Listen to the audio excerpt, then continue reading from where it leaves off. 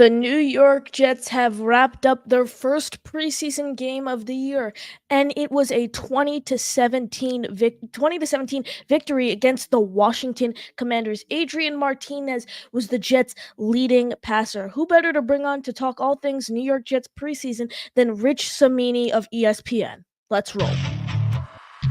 Jets, Jets, let's go. Jets wide receiver Wesley Walker. Wesley, how you doing today? ESPN writer Mr. Rich Cimini, Jets reporter for The Athletic Mr. Zach Rosenblatt, Hall of Famer and Jets legend Mr. Marty Lyons. Your host, Connor Law. Welcome in everyone. We are here and it is a Sunday, morning edition of NY Flight. Jets Talk. The New York Jets have wrapped up their first preseason game, and it was a 20-17 win against the Washington Commanders. Who better to bring on than someone who's actually at the game? He covers the New York Jets for ESPN, Mr. Rich Cimini, joining the show. Rich, how you doing today? Good morning, Connor. Thanks for having me. It's good to be with the future up-and-coming star of the Rich Eisen Show, to be having a conversation with you. So thanks for having me. I appreciate it. Love having you on. So, you attended the game as you covered the Jets for ESPN. First preseason game of the year. There were a lot of, anxiousness from the fans. Jet fans are diehard fans. So they wanted football back after that long dead period, obviously. So, you look and we saw Adrian Martinez was the New York Jets leading passer yesterday. He went 6 for 10 with 104 yards. He set up the game-winning field goal for the Jets. Him and Andrew Peasley are kind of in that battle for quarterback 3. Based on what you've seen from them so far, obviously Peasley has had his struggles throughout training camp, and Martinez was signed, more recently than Peasley. What are your thoughts on that battle? And would you say Martinez currently has the edge there now? I would say so. I mean, Martinez, let's not forget, he's a professional quarterback. I mean, He was in the UFL. He was the MVP of the UFL. He's been around. I think he was in another NFL camp a couple of years ago. So this is not his first rodeo, so to speak. And I was pretty impressed. He moved around pretty well. He had obviously a good chemistry with Brandon Smith. They hooked up a couple of times, that one long throw. And I like the way he moved the offense. I thought Peasley did well too. So it's an interesting little battle there. Obviously, it's not going to be for a roster spot. I think they're probably going to keep a third quarterback on the practice squad. And you still have Jordan Travis on the roster. He's obviously not going to play in the preseason. He's still on the injury list. I suspect he's not going to be active this year. So they'll keep him on some sort of reserve list, and then probably keep Martinez or Peasley on the practice squad. Yeah, you mentioned Brandon Smith there, his connection with Martinez. Brandon Smith had 2 receptions for 70 yards, I believe it was, yesterday. And then you also have, a bunch of wide receivers competing for that job, whether it's Lance McCutcheon, Tyler Harrell, and you even have Brownlee, who had a nice touchdown, who's kind of, he's emerged as of late, but, he struggled a bit throughout camp. Would you consider him close to a roster lock, as there have been talks about, potentially him being a practice squad guy? Well, Brownlee got off to a little bit of a slow start because he missed time in the spring. He was injured. So I think that contributed to his slow start in camp. But he's really been coming on, not just yesterday. I mean, it was in the practices in recent weeks. He's made some some nice catches in practice. I think it's a very interesting competition at receiver. We do a roster pool for all the beat writers every year. We have a competition, and you have to submit a roster pool before the first preseason game. So I actually have them keeping 7 wide receivers on my roster. I have them keeping Brownlee and Irv Charles, who of course has special teams value. And then the other 5, I think we know the other 5 clearly. Malachi Corley is going to be on the roster, and Lazard and Williams and Wilson and Gibson. So I think they're going to go with 7. And so that's good news for Jason Brownlee if they do.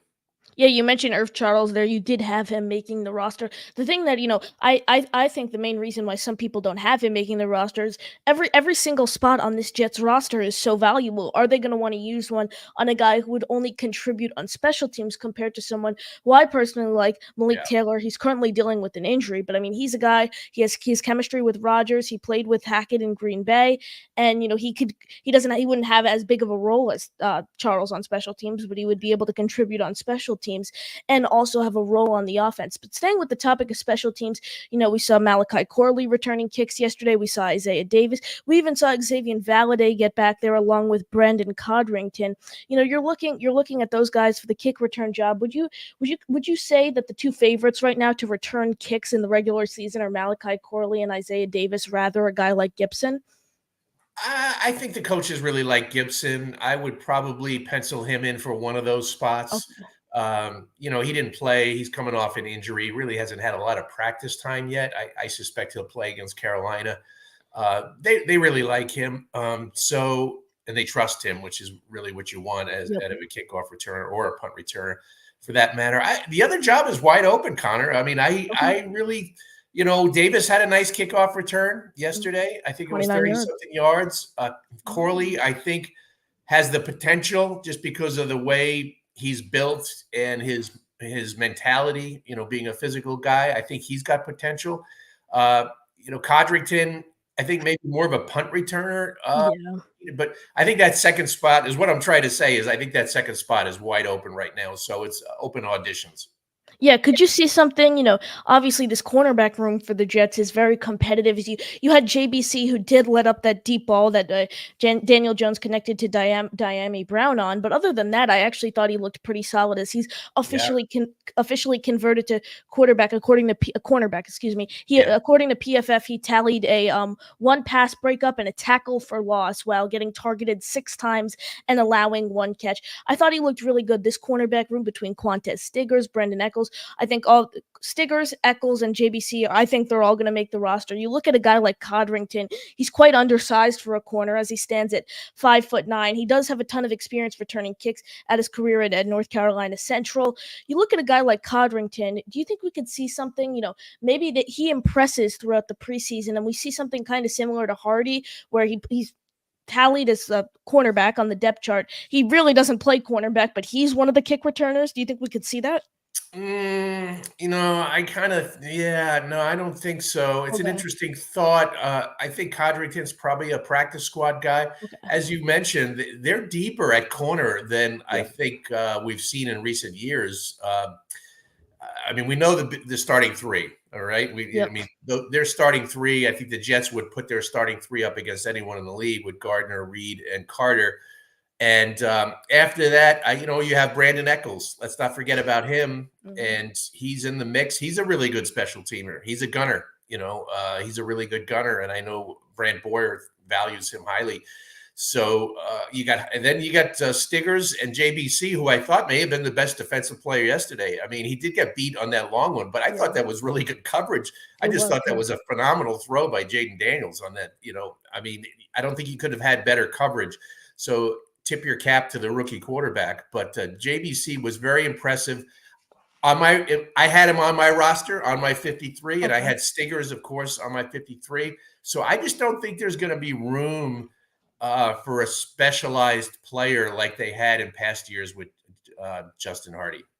Yeah, staying with the topic of, that kick returner job, like I mentioned earlier on, we even saw Xavier Valade get back there. The Jets made an addition to the running back room earlier on this week by signing Deion Jackson. They have those 3 guys, Izzy, Valade, and Deion Jackson. I personally don't think they're going to carry 4 running backs, and I think they're going to keep 2 of those guys on the practice squad. However, who do you think those 2 guys could be between Izzy, Valade, and Jackson? Well, that's the big question. I think that decision is probably going to decide our roster pool because I think some of the writers had Izzy on their roster. I had Izzy. I took him. Am I confident in that pick? No, because he's been the 4th running back all summer, and but he's a 5th round draft pick from a year ago. GMs hate cutting their draft picks. And he does have a lot of speed. He's just got we haven't seen it all the time. He did have a touchdown run yesterday, so that was encouraging. So I have him keeping 4 running backs. They're only going to dress 3 on game day, so chances are Izzy will be inactive a lot. But I think you want to. They could try to get him through waivers and put him on the practice squad, but someone could claim him and being a draft pick and having that kind of speed. He's so young. He's only 21 years old. And so that's a 50-50 one for me. So I think obviously it'll be Breece Hall and the two rookies, and then you got that tough decision there with Izzy. I think you'll see a lot of Izzy in the preseason, as they try to make that decision. Yeah, they did carry 4 running backs though last year because Izzy was a rookie last season, and they always, the Jets have always seemed to never like to cut the rookies, like you mentioned there, and he's Yeah. still young, 21 years old. So, personally, when before Cohen retired, I thought they were going to carry 4 running backs, and Cohen was going to be the 4th, and Izzy or Valladay would make the practice squad. But yeah, I definitely think that's a lower stake positional battle there, but I definitely think that's something to watch for, like you mentioned, roster predictions and everything there. Staying with moving over to the defensive line, Leonard Taylor, had a sack yesterday. Going into camp, he was the Jets were lucky enough to get him as an undrafted free agent, as he was supposed to get drafted. Eric Watts, Braden McGregor, those 2 guys have made a ton of noise throughout camp and everything. Taylor has kind of, been a little silent there. He has had a few nice practices, but I mean, he's been, silent for the most part, except that beautiful sack, and he played great in that preseason game yesterday. Looking at a guy like Taylor, do you think he's a practice squad guy? Oh, for sure. I think at least, I think he's got a shot to make the roster. I mean, if he keeps this up, he has talent. No one disputes that. He was a 5-star recruit. He was a highly, highly coveted player coming out of high school, and going into his junior year at Miami. I mean, everyone thought this guy was, had big time draft potential, and obviously he just didn't have a good year last year for whatever reason. I'm not sure of the particulars on the background. Maybe it was an injury. I don't know. Stock fell to the point where he fell right out of the draft, and they got him. So, look, we know Joe Douglas values big people. He likes the bigs, whether it's offensive line or defensive line. Saleh loves defensive linemen. They carried 10 defensive linemen in the past. I would not be surprised if Leonard Taylor makes the team as a 10th defensive lineman, sort of stash him there instead of exposing him to waivers. But it was an encouraging performance. Now you want to see him build on that a little bit. Yeah, and like I mentioned earlier, they have 2 other undrafted guys who are currently competing for a roster spot. Eric Watts, who was given the most guaranteed money out of the UDFA class, and Braden McGregor, the Michigan product, who has also stood out throughout camp. If you had to pick, one, who do you think has the best chance of making the roster? Would you say it's Taylor or Watts or McGregor? Well, I think there's probably more opportunity for the interior players because if you look at the Jets starting, I mean, they have Quinnen Williams and Kinlaw will be their 2 starters in the base defense. And then you got Solomon Thomas, who's going to rotate in, and Leki Fotu. So, you got 4 guys in the middle. I think there is an opportunity for an interior lineman. So I'd probably say Leonard Taylor probably has a better chance of making it. I know McGregor's a guy that they really liked coming into training camp. He did some good things in OTAs, and Michigan kid. And so, it's wide open. I mean, defensive linemen have a little extra value just because of it's a premium position. Teams are always looking for defensive linemen. If you got one that you think has some positive traits and you can develop them, you keep them. You stash him on the practice squad. You do something to keep him and work with him, especially in this system on this team. We know how much the Jets value those defensive linemen.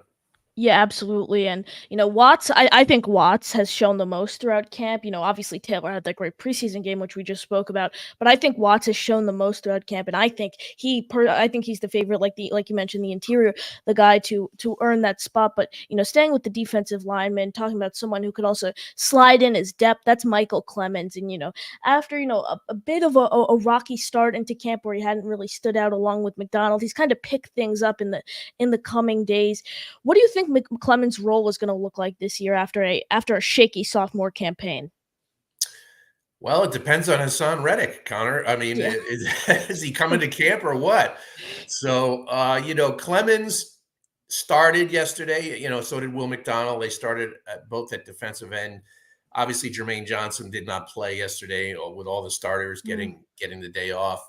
So Clemens is a guy who, I mean, I think Hassan Reddick will be on the opening day roster. Okay. I think this will come to an end by then. But if it isn't, I mean, Clemens is probably going to be your starter on first and second down. He's a better run defender than Will McDonald. I think you'd see probably McDonald come in the nickel.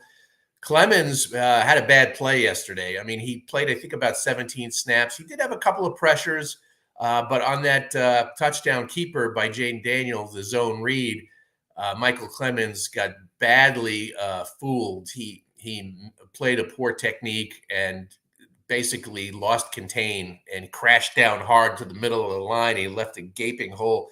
So, I mean, you can't have that, especially against a team like San Francisco in the opener. San Francisco runs so much misdirection and play action and motion that you have to be absolutely on point reading your keys.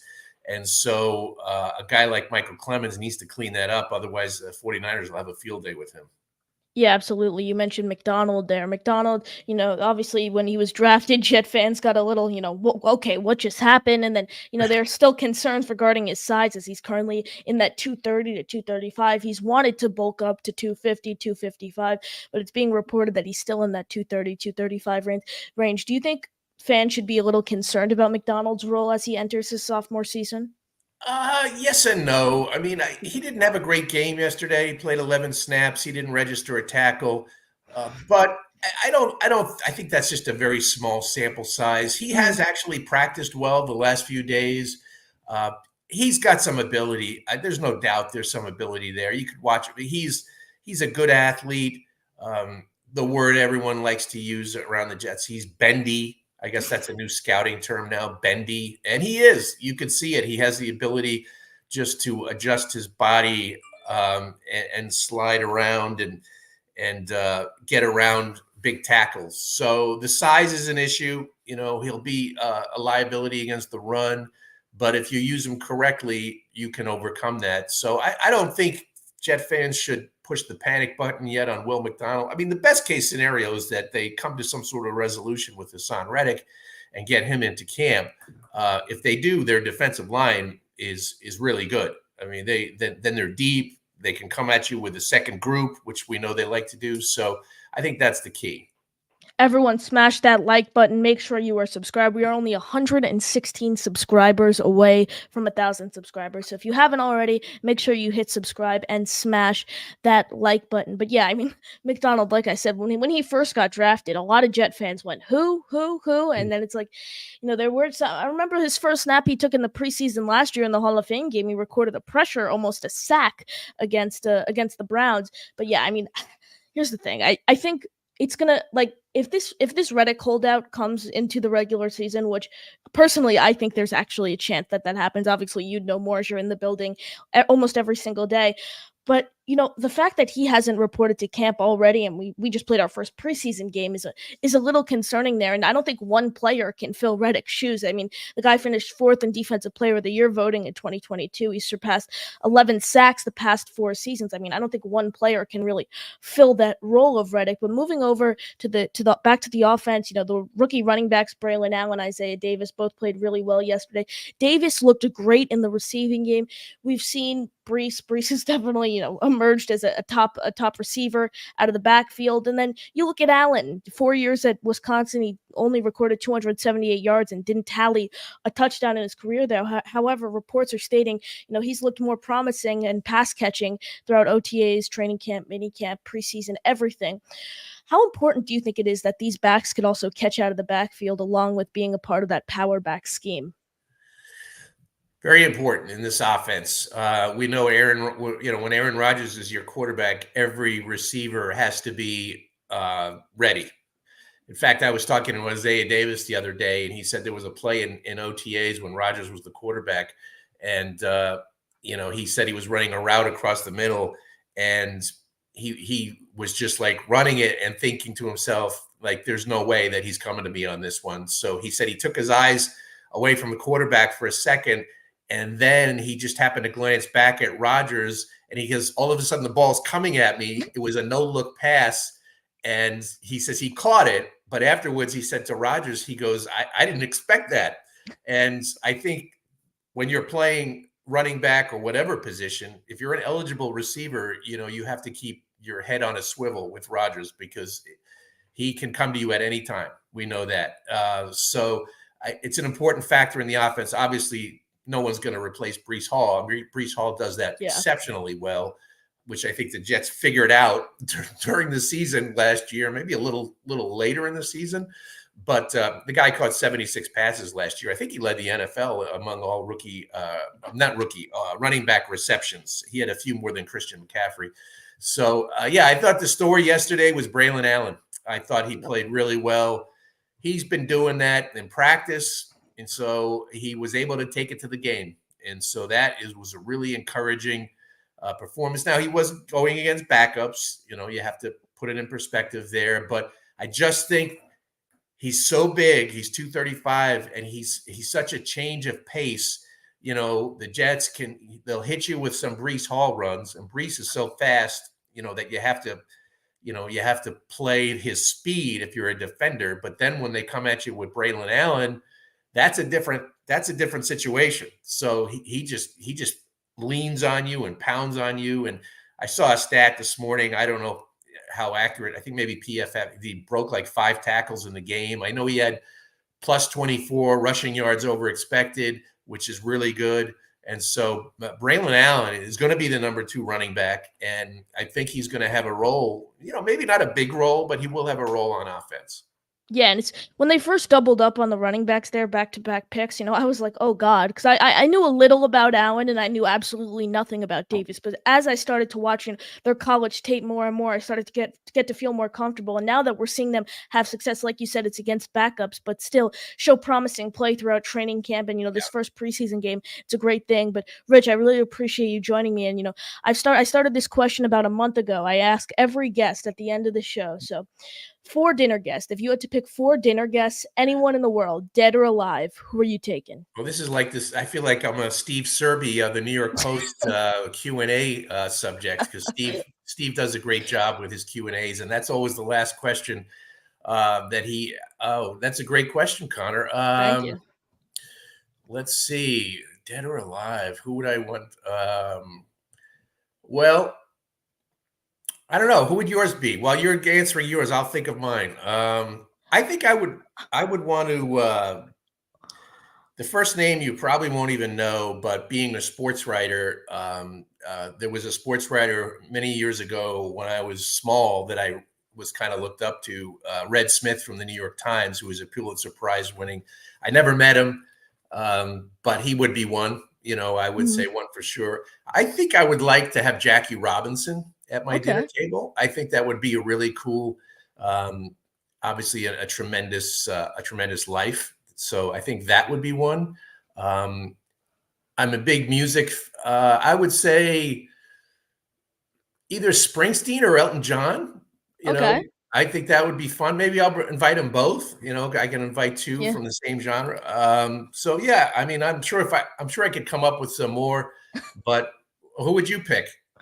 Who would I pick? That's a good question. Honestly, I'd probably go, just all-time greats with the Jets. I'd probably go I'd go Joe Namath, I'd go Nick Mangold, I'd go, I'm gonna throw it back. I'm gonna go with the Mets. I'm gonna go Mike Piazza, and then let's think. The fourth one's tough. I might go current Jets. I'm going to go Garrett Wilson. He seems to be a great guy, Garrett. And, just those 4 Jet legends, obviously, Joe Namath winning the Super Bowl. Nick Mangold has his own barbecue sauce. Seems like a great guy. I like the offensive linemen, just the way they are. But, Rich, I really appreciate you joining me. Now it's time for your final thoughts. Yeah, Connor, Jets at Carolina this week. I won't be making that trip, but they do have a joint practice on Thursday against Carolina down there. So, you want to hope that the weather's good and Aaron Rodgers gets to practice against another team. So, the Jets have a very busy week this week. They got 4 straight practices and a game at Carolina where I suspect you might see the starters play a little bit. Yeah, that'll definitely be interesting. But not Rodgers. Not Rodgers. But I want to see some of those, those guys eased into the rotation. But everyone, thank you guys for watching. And as always, JTS, Jets, Jets, Jets.